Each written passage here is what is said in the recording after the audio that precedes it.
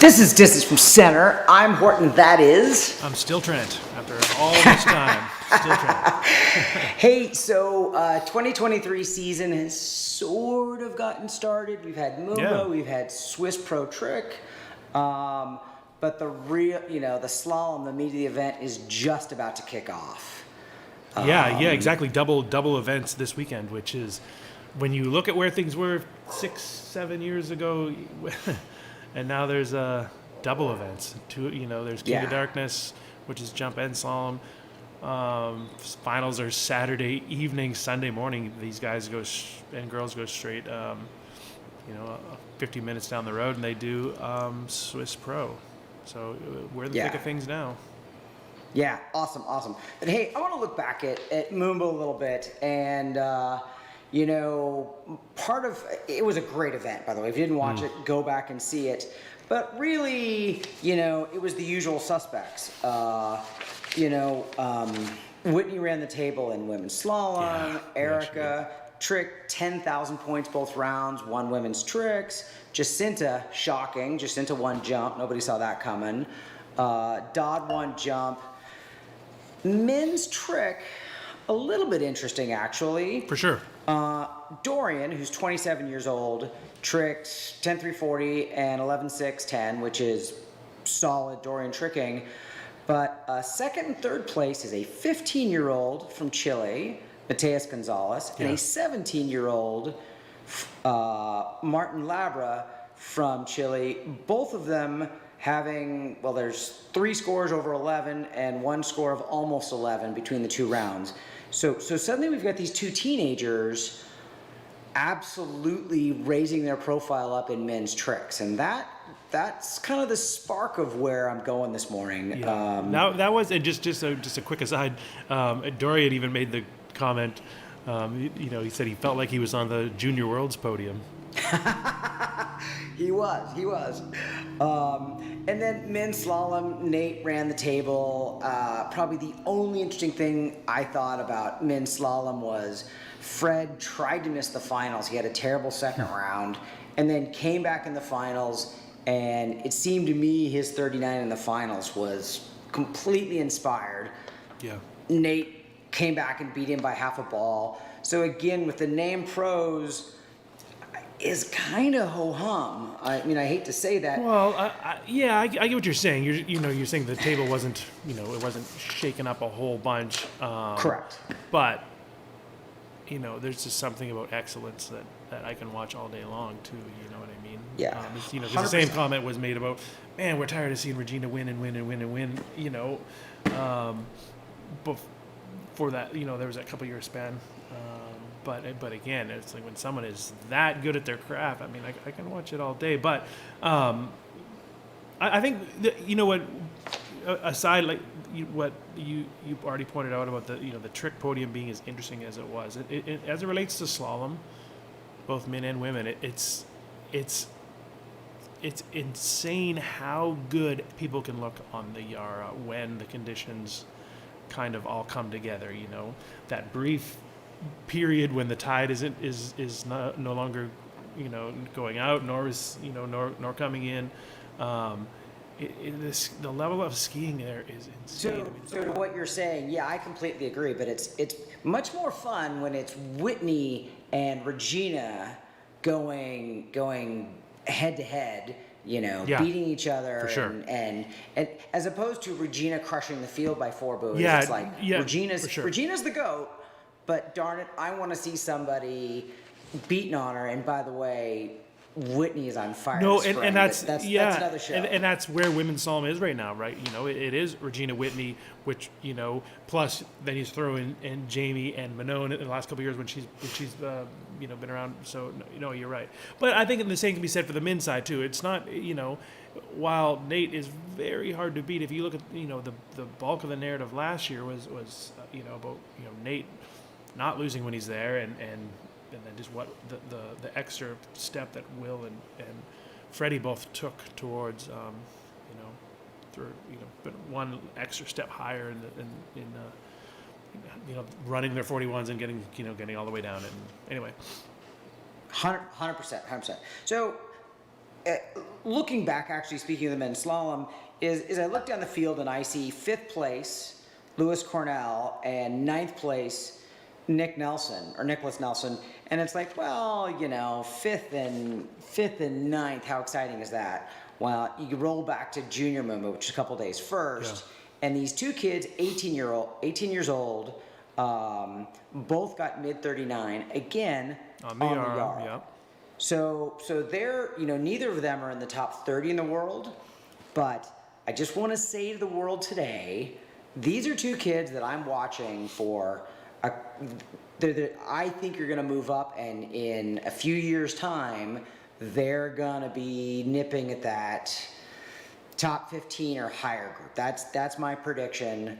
Lucas Cornell, Nicholas Nelson, both of them kind of amazing. I really went back and watched Nicholas slalom, his technical skills especially, and I was extremely impressed. He does not look like an 18-year-old kid. He looks like a seasoned 27-year-old slalom skier on the water. Yeah, for sure. And like you already alluded to, for them to push themselves that high up into the pack at a tournament like Moomba, it tells you sort of the medal that they're bringing, you know, to the tournament as well. Right. Last notes on Junior Moon before we move on. Again, Chilean 15-year-old trick phenom Mateus Gonzalez, trick 10.5 and 10.9. You know, 15 years old. That's just whack.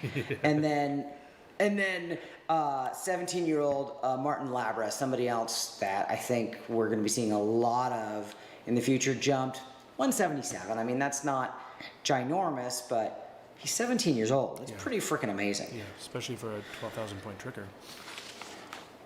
Right, it's whack.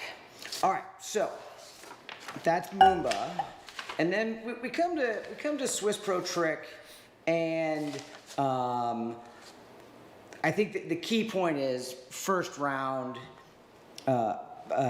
Pato Font ties the world record. I mean, there's a point that cannot be understated. He tricks 12.590. Yeah, and that you know, the archives from that tournament, you know, while it was only a few weeks ago, they're up. I mean, if you, it's insane because often when these world records happen, you'll only get boat video, low quality boat video from like that, which is the judge's perspective. So you can see it, you can find it. It's not great for him to do this at this event, with, you know, 4 or 5 camera angles, one of which being, you know, from above.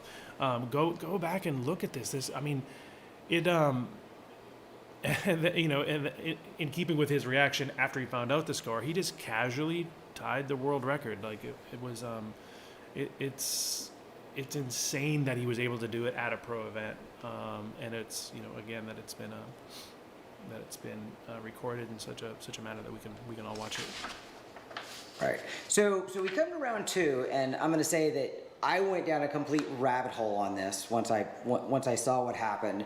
So Louis Freiburg, who I'd heard of, but I didn't really know who he was, goes out and tricks 12.3. Kind of amazing. Like, this guy, I don't really know who he is. He's tricking over 12. And as I'm watching, Tony Lightfoot casually makes the comment that if Lewis had made his last trick, which is toe line front, kind of an on trick, he'd have broke the world record. And I'm like, okay, this guy almost broke the world record. That's kind of crazy.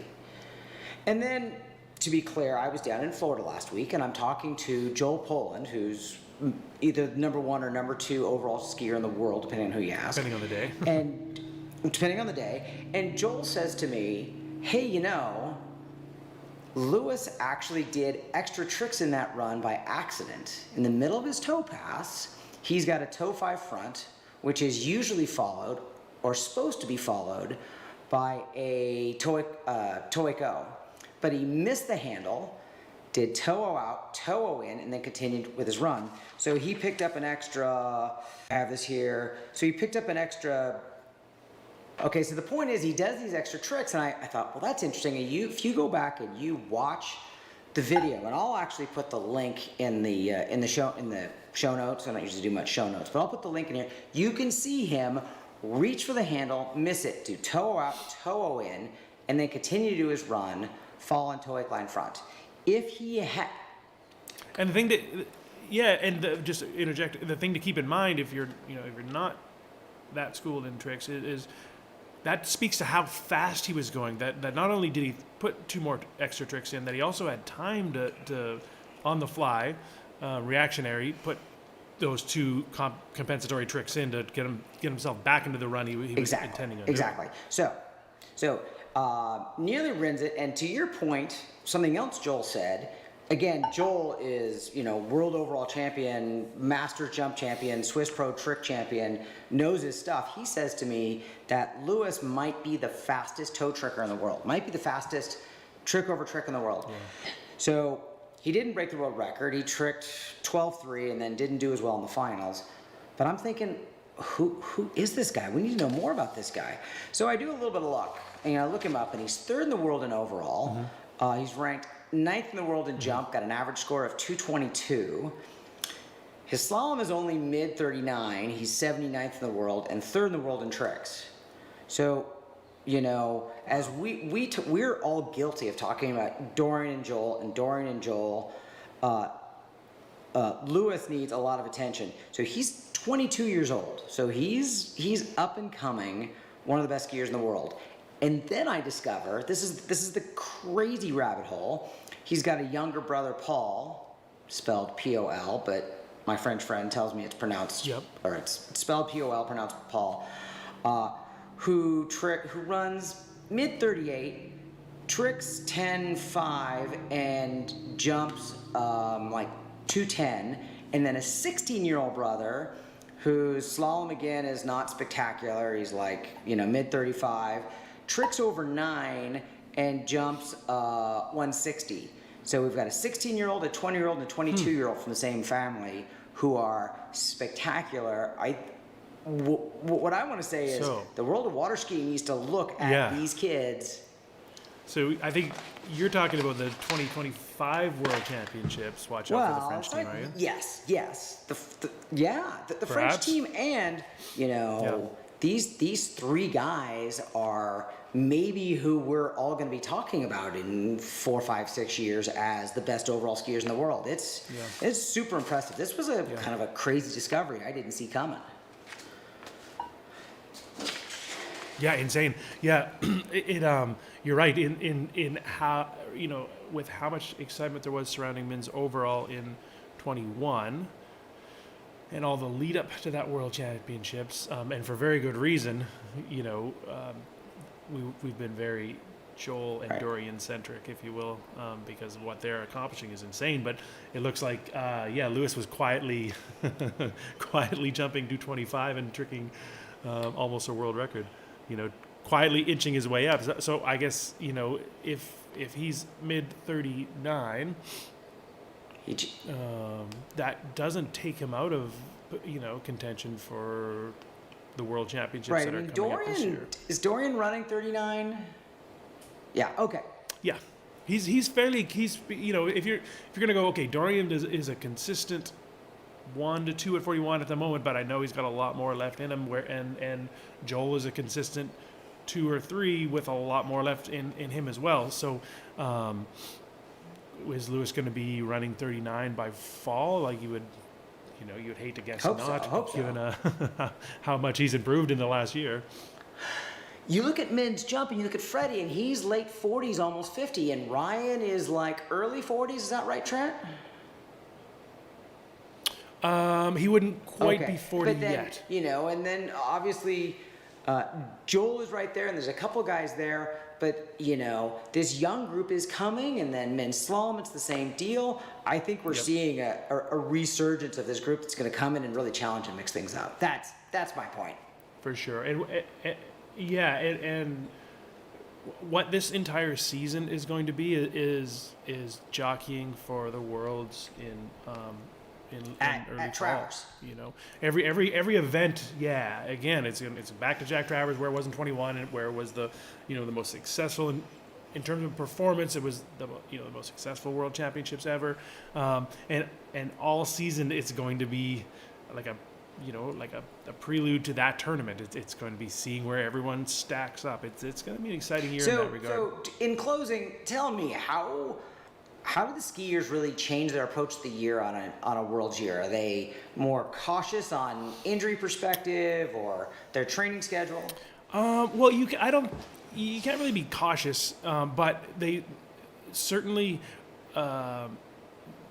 your season is tailored to this, where and it's not always the case, but this isn't typically a year where you're going to see world records. Typically, that being said, Pat Otis went and tied his. Because people train a little bit differently. Joel Poland said it best at Swiss Pro. He made the comment, I can't remember exactly what question was posed, but he just said he's not going to be doing any of the slalom only pro events this year, where typically he would, but he just said on a World's year, he said I can't afford to take 4 days off of jump and trick, so he's going to be more selective, and everyone's just more selective about the tournaments they do. Often before 21, you saw a lot of people not go to, I believe it was Malibu Open, because it was right on the heels of the World. So you'll see a few things will stand out. Men's slalom will be the same because those guys just go and they just pound tournaments all over the world. But yeah, the overallers will definitely take a little bit different approach. All right, exciting. All right, well, we'll be back soon. See what happens in the world of water skiing between now and then. Trent, I know you've got a big weekend coming up. You have fun in Louisiana, and I'm going to go to the lake and get some ski rides in.